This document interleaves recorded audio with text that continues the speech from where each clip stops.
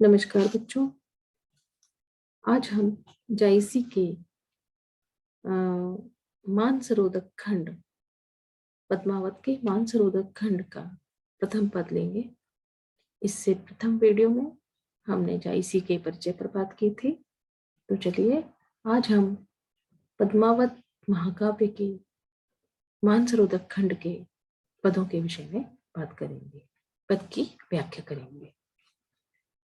तो जैसा कि आपको स्क्रीन पर दिख रहा है पद, एक दिवस पुण्योतिथि आई, मानसरोधक चली नहाई। पद्मावती सब सखी बुलाई, जनु फुलवारी सभे पर चली आई।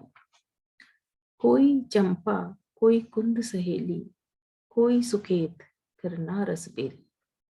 कोई सुगुलाल सुदर्शन राती, कोई सुबकवारी वकुचन भांति। कोई सुमौल सिरी पहु पावती, कोई जाही जोही सेवती। कोई सोन जरद कोई केसर, कोई सिंगार हार नागेसर।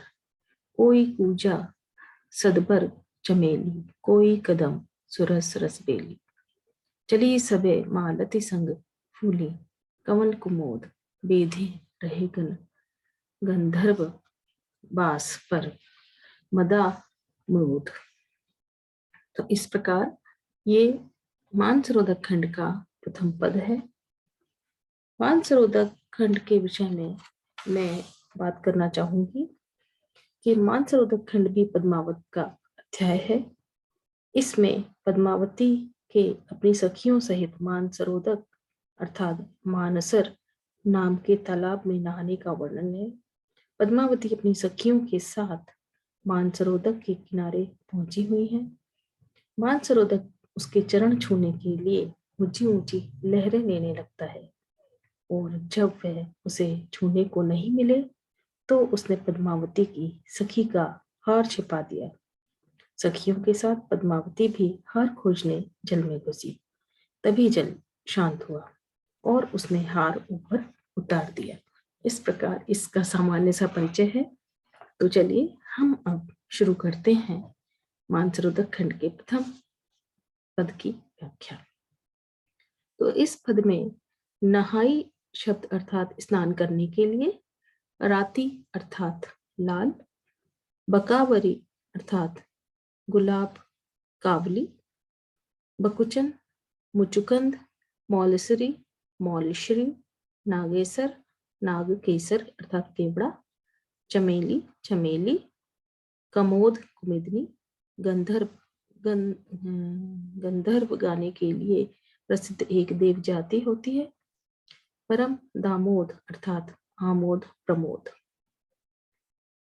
इस प्रकार सबसे प्रथम हम इस पद का संदर्भ लेंगे कि यह अवतरण महाकवि जायसी द्वारा रचित महाकाव्य पद्मावत के मानसरोधक खंड से लिया गया है। पद्मावत हिंदी को प्रेमाख्यानक परंपरा का श्रेष्ठतम ग्रंथ है। उसी के आधार पर जायसी को इतनी अधिक ख्याति प्राप्त हो सकी है। इस पद का प्रसंग है कि पूर्णिमा तिथि को राजकुमारी पद्मावती अपनी सभी सखियों के साथ पद्मावती मानसरोधक में नहाने के लिए चल पड़ी। उसने अपनी सभी सखियों को बुलाया। वे सब इस प्रकार आ गई मानो कोई पुष्प वाटिका चलकर आई हो। कोई सहेली चंपक है तो कोई कुंद है, कोई केवड़ा है तो कोई रसवल्ली है, कोई गुलाब है, कोई सुदर्शन है और कोई बकावली है। कोई वे हंसती हुई मुचकंद, कोई मौलश्री, कोई पुष्पावती, कोई जूही, कोई सेवती जैसी लगती हैं, कोई केसर जैसी, कोई सोनजूही, कोई श्रृंगारहार, कोई नागकेसर, कोई कूजा, कोई सदवर्ग, कोई चमेली, कोई कदम्ब और कोई सुरस रसबेली लगती हैं। वे सभी जब मालती जैसी पद्मावती के साथ चल पड़ी तो ऐसा लगा कि कमलिनी अर्थात पद्मावती और कुमुदनियां उसकी सहेलियां फूल उठी हों। उसकी सुगंध और आमोद से गंधर्वगण विद प्रभावित हो उठी। इस जायसी के इस पद में जायसी ने नाम परिगणन शैली के अंतर्गत विभिन्न पुष्पों की सूची सी प्रस्तुत कर दी है। इससे कवि के प्राकृतिक ज्ञान का परिचय मिलता है और इसमें खास बात है कि जनु फुलवारी आई में उत्प्रेक्षा और चंपा नागकेसर में मालोपमा अलंकार के दर्शन होते हैं।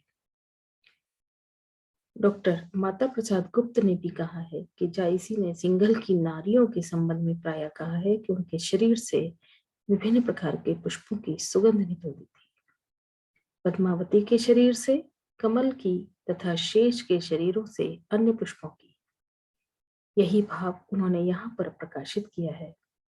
भाषा जायसी की अवधि है।